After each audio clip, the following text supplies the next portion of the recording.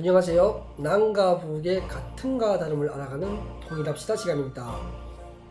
오늘은 지난 9일 한국에서 진행되었던 대선 대통령 선거와 관련해 가지고 관련된 주제를 가지고 이야기 나눠볼까 하는데요.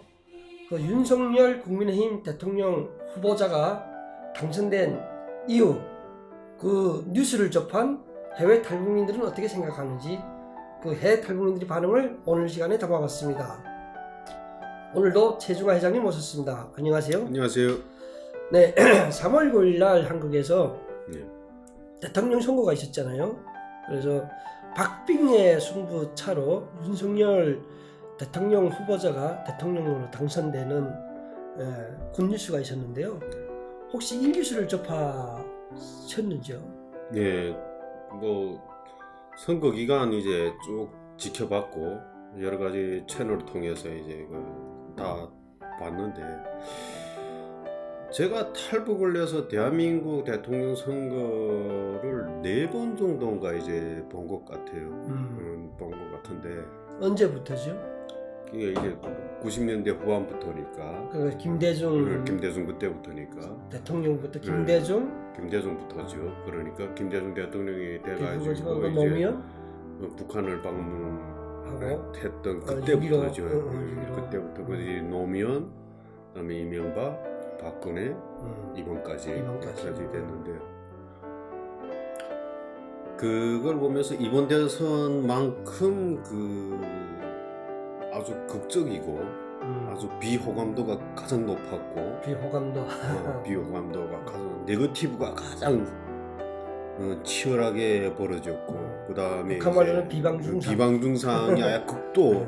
내가 그걸 보면서 정치가 이렇게까지 해야 되냐, 대한민국 민주주의 정치 역사가 이제는 50년이 넘어간다고 하는데 이 정도 수준밖에 안 되냐 하는 거였고, 심지어 그 후보자 부인들이 나와서 그 북한 생활총화처럼 자기 비판하듯이 하는 걸 보면서 야, 저걸 원하는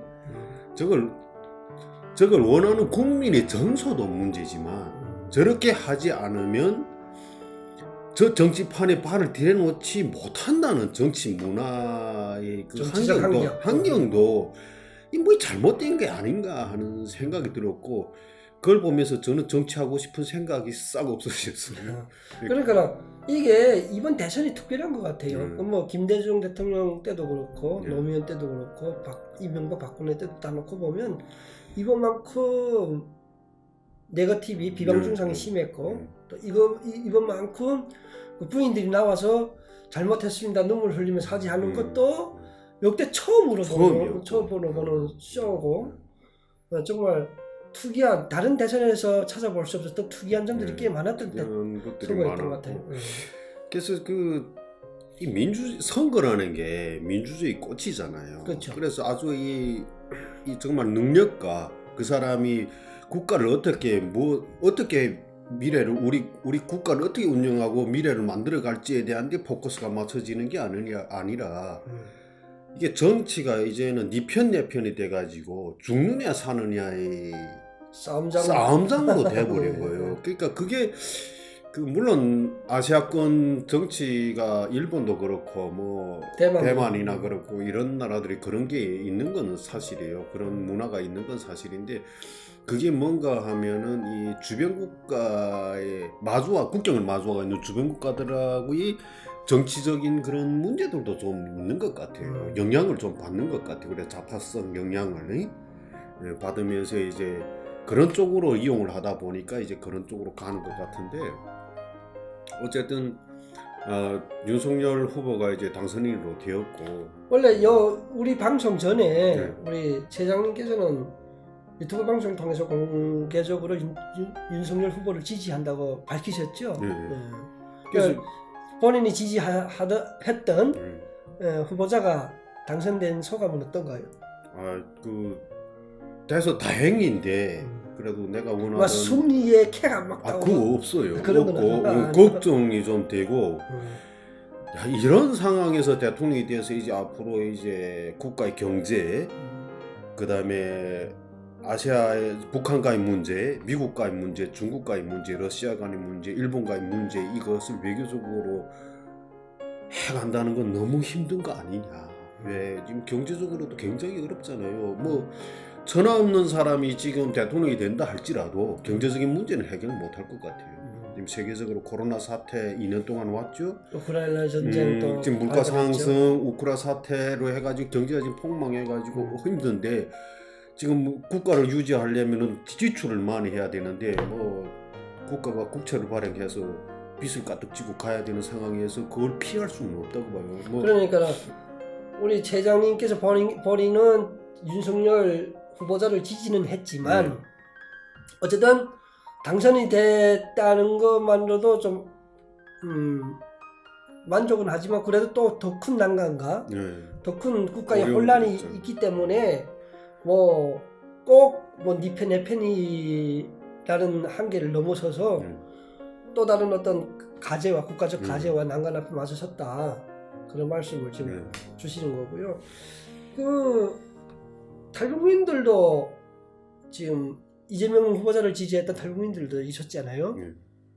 뭐 다수는 아니지만 그분들은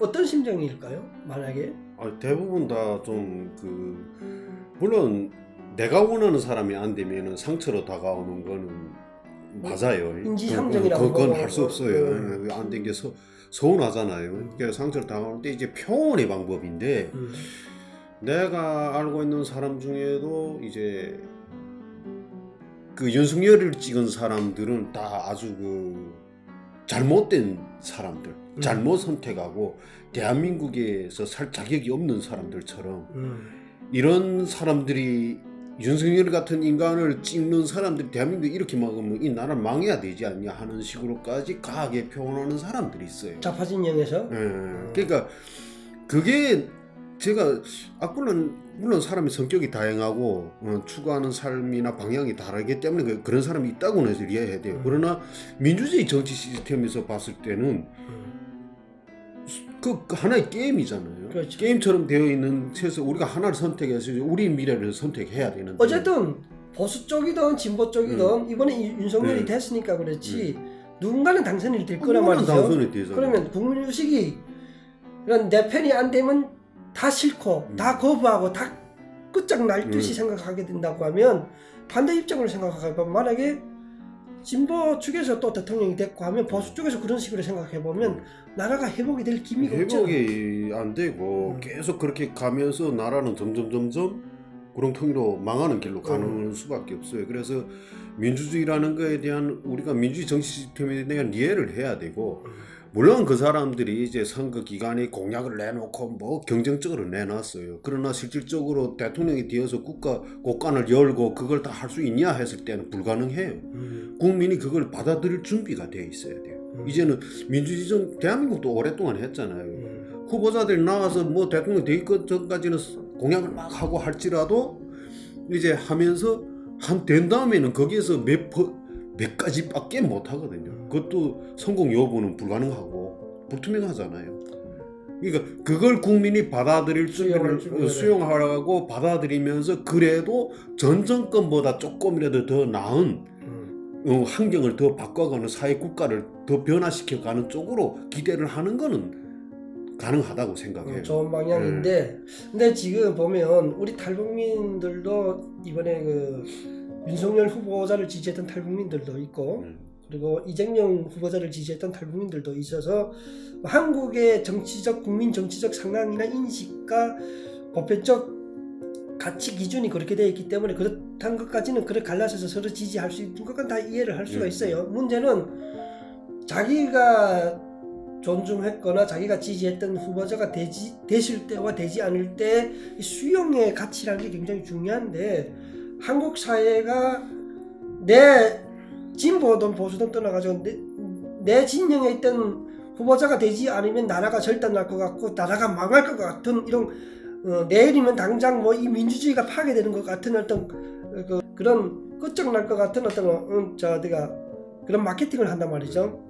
그런 마케팅이 현혹이 돼가지고 솔직히 보수 쪽도 그렇고 진보 쪽도 그렇고 내가 열심히 지지하고 노력했지만은 선거가 끝나서 누군가가 됐다고 하면 수용할 수 있는 그것까지 같이 갖춰야 되는데, 그런 인성까지 같이 갖춰야 되는데, 한국 사회가 그거 갖지 못하다 보니까 우리 탈북민 사회도 어떻게 비춰지냐면 SNS나 뭐 기타 뭐 카톡이나 카톡방이나 이런 데 놓고 보면 내가 지지했던 후보자가 안 됐기 때문에 뭐 하룻밤에 소주 10병 마신다, 이러면 내일 당장 나라가 망한 것처럼 같은 이런 표출을 한단 말이죠.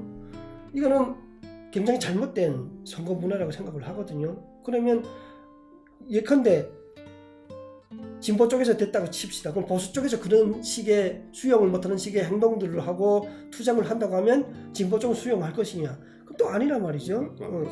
그래서 저는 이번 대선을 통해서 보면 선거라는 민주주의 거치 선거라는 좋은 기능도 있지만은 그 기능 위에 탄, 그 열차 위에 탄 유권자들의 수용 능력도 굉장히 중요한 가치가 있다. 근데 대한민국 이번 정치를 보면서 그런 아쉬움들이 있지 않았나 하는 생각이 들거든요.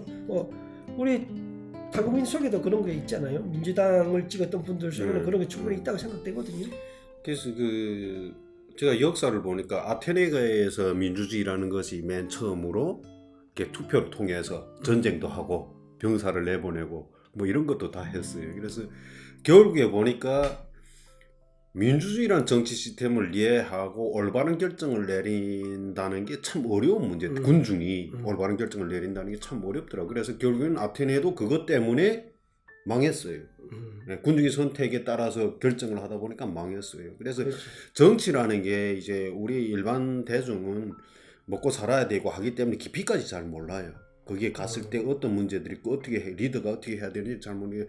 정치 공학적인 그 범위를 봤을 때는 사실 이재명 후보나 윤석열 후보나 역대 대통령들이 그래도 이 한국 사회에서는 그 나라 사회에서는 그래도 다 엘리트들이잖아요. 그래도 나름 공부를 했고 그래도 우리보다 낫기 때문에 그 사람들이 그 위치에 갔잖아요. 그렇죠. 거기까지 갔잖아요. 어떤 분야에서든 간에 성공한 제일 꼭대기에 올라갔잖아요. 그만큼 능력이 되기 때문에 그까지 가는 거예요. 근데 이제 누구를 선택하는가 하는 건데 우리가 네거티브를 막 하다 보면 저놈도 나쁘고 저 사람도 저 후보도 나쁘고 저 후보도 다 문제가 있어요. 문제가 있는데 이제 우리 대중은 자기 미래를 누구한테 의탁할 것인가 하는 걸 결정하는 순간에는 이쪽 편의 말을 들으면 저 사람이 나쁘고 나쁜 사람 같고 저쪽 편의 말을 들으면 이 사람이 나쁜 것 같아. 그럼 둘 다 나쁜 사람이야. 근데 좀 덜 나쁜 사람을 뽑아야 된다는 거지. 선택할 그 노무현이가 한 말이에요. 노무현 대통령이 한 말인데 다 나쁜데 우리 국민이 선택할 수 있는 거는 덜 나쁜 사람, 좀 그래도 좀 덜한 사람을 뽑아야 된다는 게 솔직한 말이죠. 만약에 회장님께서 이번에 대선 때 윤석열 후보자가 아닌 이재명 후보자가 대통령이 됐다고 가정해 봤을 때 수용하시겠습니까? 아니 저는 뭐 내가 결정할 수 있는 게 아니잖아. 그러니까 본인의 스스로 자아에서는 나는 이재명 후보가 될 수 있다고도 생각을 했어요. 내가 원하는 거는 윤석열 후보일지라도 본인은 윤석열 후보를 지지했지만 뭐 선거라고 그것도 모르니까 모르는 뚜껑 열어봐야 알아요. 그래서 된다고 했을지라도 왜냐면은 현재 정권이 밑작업도 많이 할 거고 여러 가지 뭐 권력인데 뭐 할 거 아니에요. 그런 것도 그 효율적인 어떤 영향을 미친단 말이에요. 그래서 근데 이게 보수 쪽은 권력이 없어, 힘도 없어요. 야당으로 오랫동안 그 박근혜 탄핵된 다음에부터는 박근혜 대통령 탄핵된 다음부터는 완전 폭망해가지고 힘도 발휘하지 못하고 있었는데 그런 상태에서 나는 이재명 후보가 될 수도 있다. 뭐 내가 원하든 원하지 않든 될 수 있지만 어쨌든 대통령이니까 그 사람이 앞으로 국가를 오랫동안 어떻게 운영해가고 리드해 갈지는 내가 한 사람이 국민으로서 지켜보면서 판단하면 되는 거지. 그걸 대통령이 된 사람은 그걸 증명을 해야 돼요. 자기가 한 거에 대한 증명을 해야 된다. 그게 우리 국민이 할 수 있는 거예요. 근데 좌파 쪽도 그렇고 보수 쪽도 그렇고 보면 그 자기 신념에 자기가 지지했던 후보자가 안 되면 선거를 통해서 대통령이 당선되었어도 인정하지 않는 받아 못 들이고 인정하지 않는 그런 분위기가 너무 강하단 말이죠. 그러니까 그게 이제 보수 쪽 정치인이었든 지지자였던 그 사람들하고 이쪽 진보 진영이라고 하는 이게 차이점이 있어요. 내가 보니까 한 가지 딱 차이점이 있어요.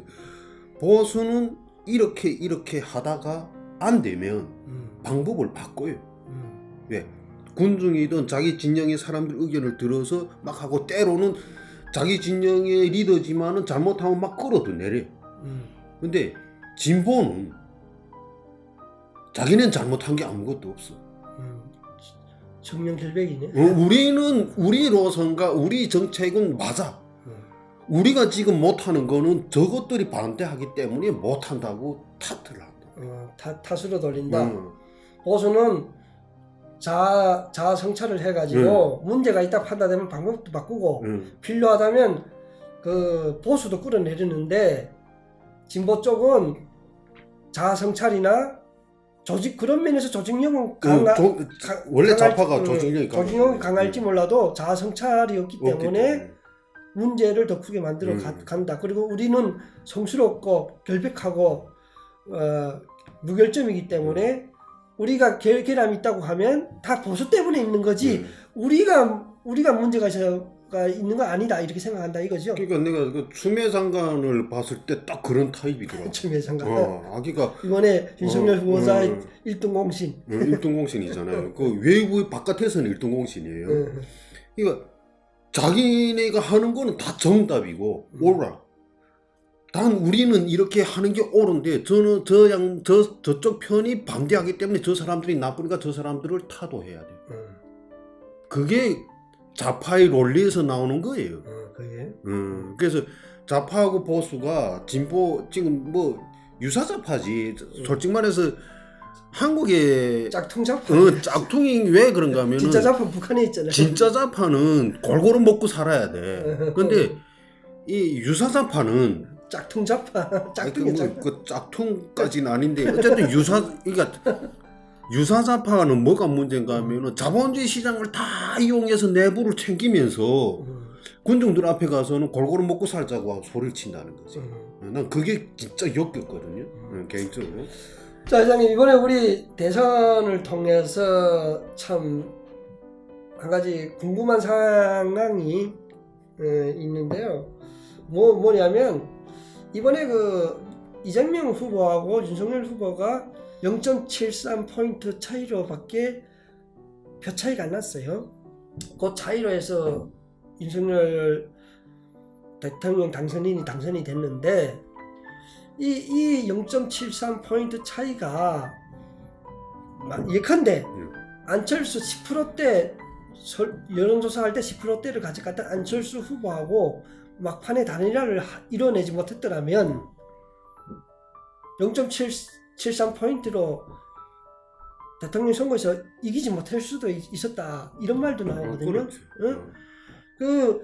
그나마 안철수 후보를 지지했던 10%가 100%가 아니고 단 1%라도 윤석열을 지지했기 때문에 0.73포인트로 앞서줄 수 있었다라는 이런 해석도 있거든요. 근데 일부 보수 쪽에서는 안철수 단일화를 선거 막판까지 부정적으로 생각했던 사람들도 꽤 많았거든요. 아니, 저도 사실은 처음에 이제 단일화 이야기가 나왔을 때 선거 한참 전에 단일화 이야기가 나올 때 이쪽에서 좀 뭐 만들어야 되잖아. 결과를 내놔야 되잖아. 이렇게 된 결과가 없단 말이야 보수 쪽에서. 그러니까 좀 이 단일화를 해서 가기를 원했는데 하겠다 안 하겠다 하고 밀고 당기고 하면서 이준석 대표가 문제 만들고 안철수가 또 꼬디를 쓰고 하면서 이게 하는 거 보면 마지막에 질렸어요. 나도.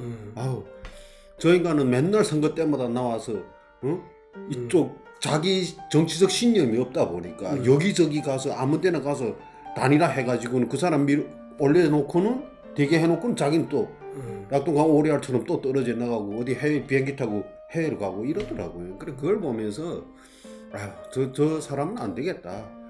하지 말라 차라리 하지 말라 이랬는데 마지막에 어떻게 했어요. 그게 왜 했겠는가를 생각해봤어요.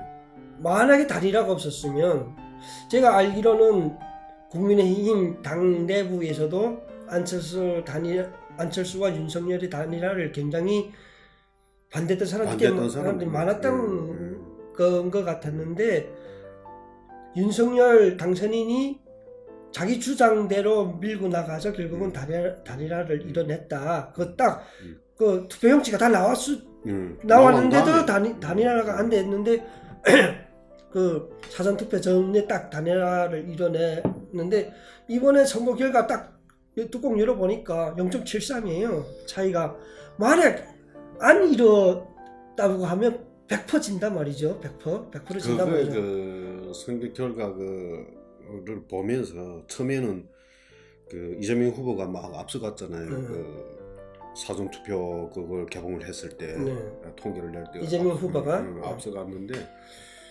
야 이게 질 수도 있겠다는 생각이 그때 들더라고요. 위기감이 막 드는 거예요. 들었어요. 근데 내가 왜 그랬는가 하면은 사전 투표를 할 때 선관위가 이게 문제가 많이 생겼잖아요. 아니 국가에서 대통령 선거를 하는데 무슨 이제 갓 태어난 정권도 아니고 해방된 후에 하는 해방돼서 선거를 하는 것도 아니고 이제는 시스템이 대한민국의 시스템이 인류 시스템이라고 자랑을 하는 국가가 70년 동안 왔는데 아니 어떻게 선거를 사전 투표를 하는데 무슨 박스에 넣고 쓰레기 봉투에다 담아서 한다는 게 이게 난 거기서 이제 이게 조작이 될 가능성이 굉장히 높다. 부정선거 그러니까 시스템을 허술하게 만들어 놓으면 혼란이 오잖아요. 그렇죠. 거기서 틈을 많이 만들어 놓으면 거기서 이제 부정이 일어난단 말이야. 그건 일어나게 돼 있어요. 그러니까 우리가 선거라는 게 국가가 운영하고 뭐 정직하게 하고 관리 인원들이 있고 해도 그 중에는 자기 진영에 따라서 움직이는 사람들이 존재한단 말이야. 그렇죠. 곳간에 구멍이 많으면 지가 많이 쓸듯이 똑같은 이치죠. 그러니까 그런 상식적으로 판단을 받을 때 이게 조작이 되겠구나. 야, 이 큰일 났다 했는데 내가 조금 그나마 안심했던 거는 이전에 여론조사를 계속 했잖아요. 거기서 이제 조금 그래도 이게 진짜 여론조사 차이가 미세한 차이라면 윤석열이 진다 분명히. 근데 차이가 어느 정도 나기 때문에 부정을 하더라도 이게 막상막하다. 진짜 근소한 차이로 그러면 둘 중에 회장님은 좀 그 이재명 후보자와 윤석열 당선인 사이에 선거 대선 전에 여론조사 차이가 심했던 것이 지금 정작 뚜껑을 열어보니까 0.몇 포인트 차이밖에 안 되는 그까지 왔음에도 불구하고 이겼던 거는 과거의 여론조사 차이가 실제로 굉장히 컸기 때문에 부정을 하더라도 그건 메꿀 수 있었다. 5%, 6% 됐잖아요. 그러니까 부정을 하더라도 그거 완전히 다 못했다고 나는 생각하거든요. 그래서 그 차이가 났다고 나는. 그러니까 원래는 부정이 만약 없었더라고 하면 뭐 10포인트, 20포인트 차이가 나는데 그 부정을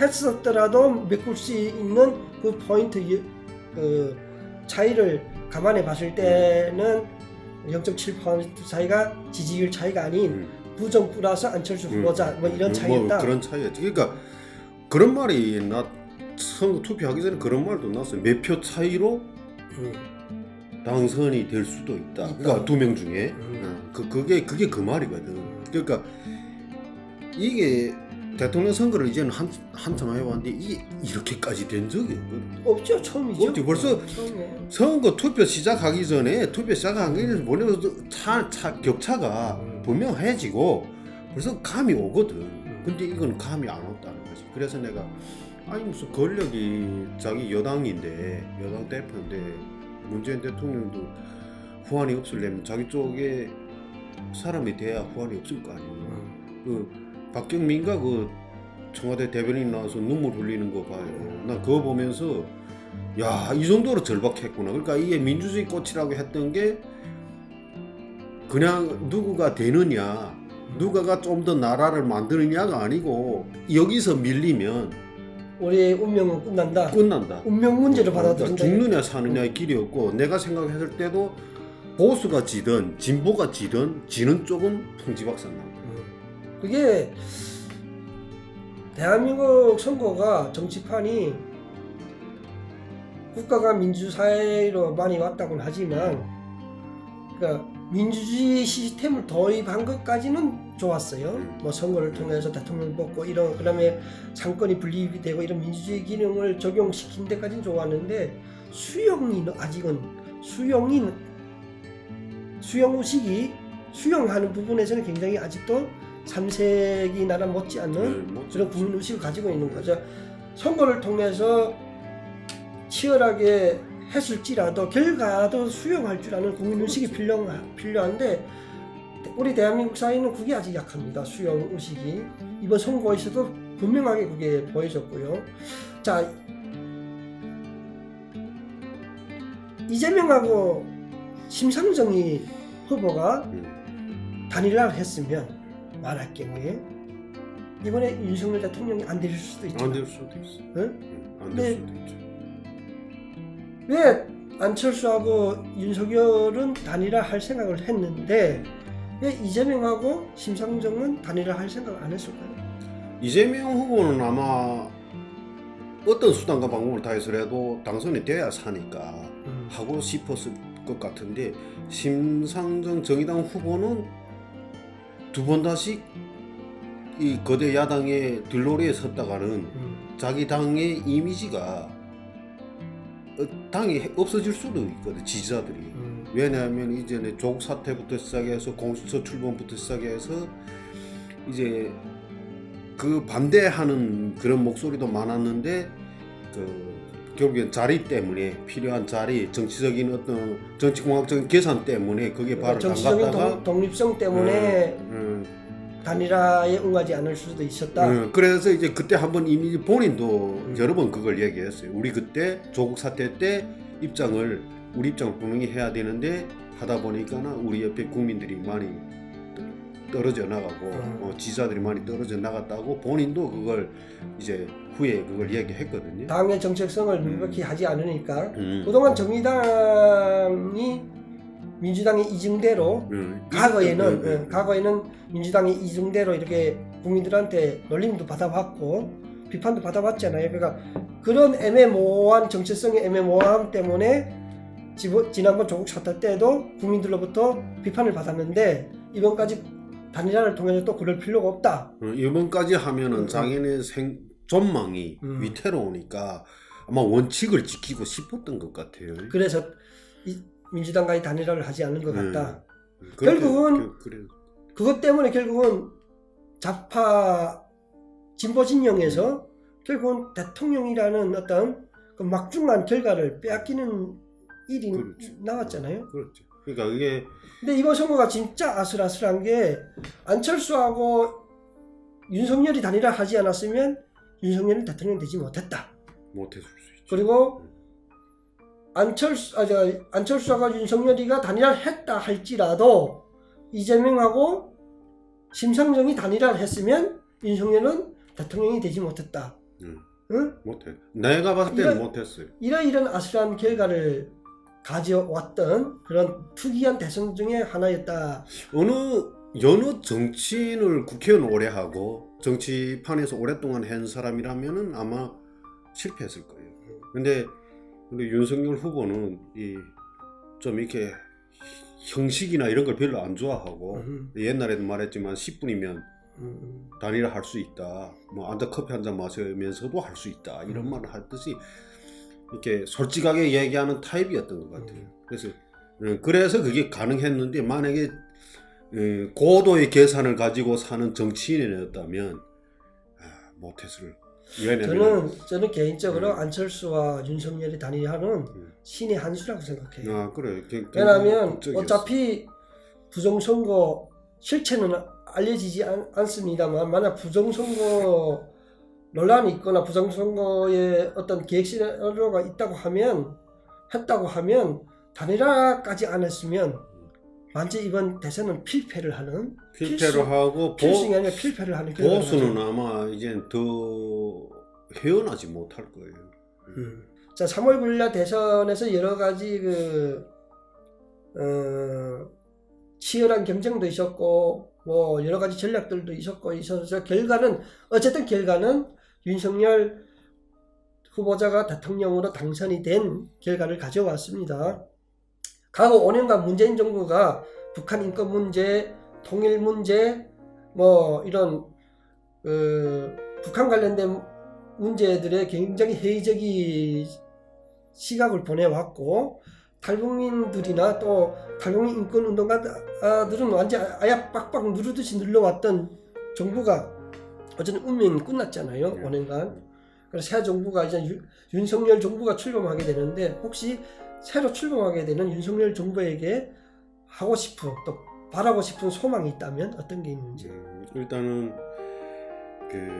이제 당선인이 됐으니까 이제부터 국정을 운영해야 되고 하는데, 내가 개인적으로 바라는 게 있다면 이제 이번에 우크라이나 사태를 보다시피 국가 리더자는 국민의 생명 안전 재산을 보호하고 국가를 지킬 의무가 가장 첫 번째예요. 그래서 우리 대한민국도 주변에 대국들이 있고 우리 대한민국을 호시탐탐 노리는 북한도 존재하기 때문에 동맹을 강화해가지고 지금까지 흐트러진 안보에 대한 문제, 한미일 동맹 강화, 안보에 대한 문제, 또 대한민국 군사 이거 강화를 위해서 좀 최선을 다해 주기를 바라고, 두 번째는 뭔가 하면 이제 경제 문제예요.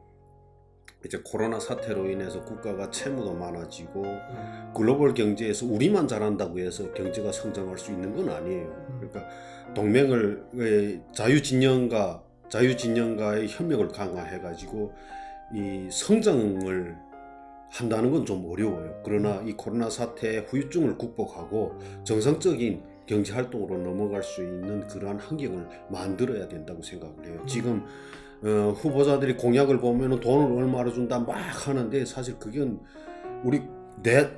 나도 어렵게 사는 대한민국의 그 국민이 한 사람이 주면 좋게 하겠지. 근데 돈이라는 게 그렇게 해서 받아진다면 그게 국가는 어떻게 되겠는가 하는 거예요. 난 그걸 원치는 않아요. 기본적으로 국민들이 미래의 삶을 위해서 투자를 하고 지금 어려운 문제를 바로 잡아 나가는 게 중요하다고 생각해요. 근데 세 번째는 우리 탈북민들 문제예요. 한반도는 아직도 자유도 민주주의도 하지 못하고 독재 체제에 지금 살아가고 있거든요. 근데 우리 국제사회를 우리 이제 살아봐서 알잖아요. 국제사회를 봐도 한국을 봐든 북한 문제를 누가 해결하겠는가 하는 거예요. 미국이 절대로 안 해요. 한국이 못해요. 하고 싶어도. 그러면 그 할 수 있는 사람은 그 국제사회가 자기 생명을 걸고 거기 들어가서 독재 정권을 허물고 민주주의를 만들어내려고 누구도 거기에 안 들어갈 거라. 그럼 할 수 있는 사람은 북한 주민밖에 없어요. 그러니까 북한 주민들이 그러면 거기 안에서 할 수 있냐? 그것도 힘들어요. 그러면 가교자 역할을 하고 북한에 어떤 영향을 줄 수 있는, 다양한 방법으로 영향을 줄 수 있는 탈북민 사회가 존재해요. 북한을 벗어난 사람들이 탈북을 하고 자유진영에서 살아가고 있는 사람들이 자기 조국과 민족, 가족과 부모, 형제들을 위해서 뭔가를 할 수 있는 기회를 만들어주는 게, 그게 통일로 가는 길이 아닐까 생각을 해요. 그런 바람을 가지고 있다. 이 시간 빌어가지고 우리 최중화 회장님 탈북민들을 대표해서 바람들을 전했고요. 저도 한 말씀 더 못한다고 하면, 윤석열 당선자가 정책 공약, 탈북민 정책 공약을 발표할 당시에 탈북민에 대한 투자는 소외계층과 소수계층에 대한 복지 투자가 아니라 통일 투자다라고 말씀하신 것처럼, 통일을 대비해서 우리 민족의 통일, 우리나라의 통일을 대비해서 탈북민들에게 통일 투자를 한다는 그 초심으로 탈북민 문제와 또 북한 인권 문제와 또 북한 문제에 더 지대한 관심을 가져주셔가지고 통일의 그날을 빨리 앞당겨 올 수 있는 그런 좋은 정책들을 펴달라는 당부의 말씀을 드리면서, 오늘 우리 대선에 관련해서 3월 9일 날 나눴던 시간을 마치도록 하겠습니다. 시청해 주셔서 감사합니다. 감사합니다.